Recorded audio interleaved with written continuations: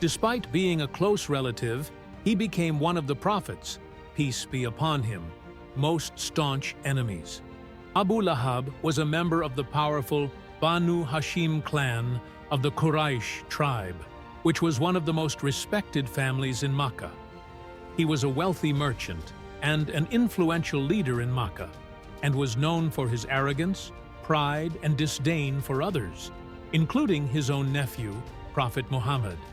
Abu Lahab was one of the few people in Makkah who was particularly hostile to the Prophet Muhammad's message.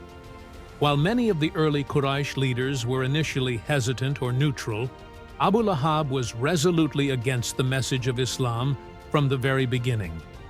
He was fiercely protective of his status and position in society, and saw the Prophet's message as a direct threat to his influence and authority. Abu Lahab's opposition to Islam began as soon as Prophet Muhammad, peace be upon him, started his mission in Makkah.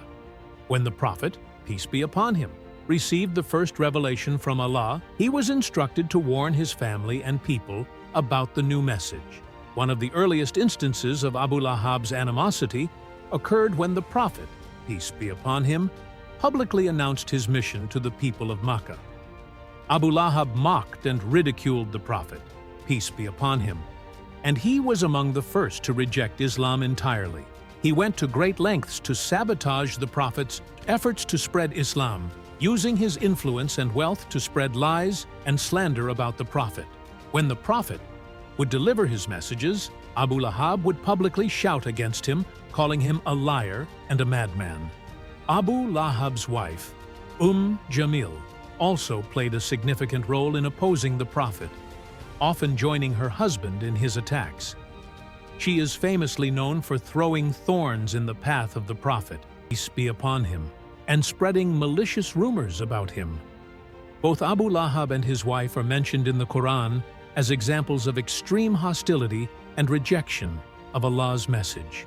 Is dedicated to his curse and his ultimate fate. Perish the hands of Abu Lahab, and perish his wealth, and his children will not benefit him.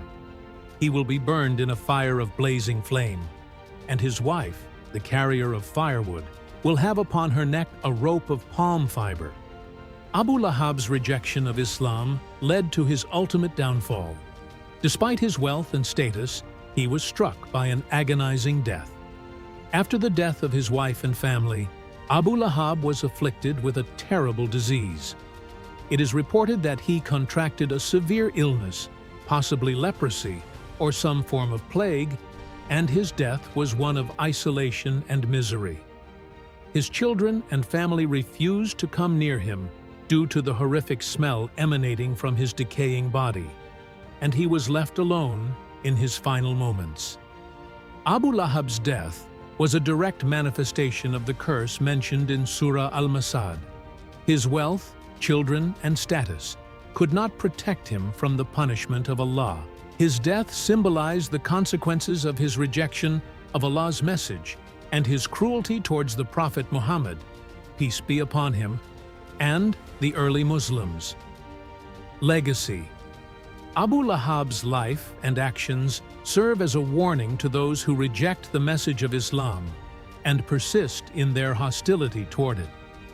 His story is a stark contrast to the example of those who embraced Islam and sacrificed everything for the sake of Allah, Subhanahu wa Ta'ala. The Quran's condemnation of Abu Lahab serves as a reminder that wealth, status, and power mean nothing in the eyes of Allah if one rejects his message. His story also highlights the importance of humility and the dangers of arrogance. Abu Lahab, despite his noble lineage and wealth, was ultimately punished because of his pride, arrogance, and rejection of the truth.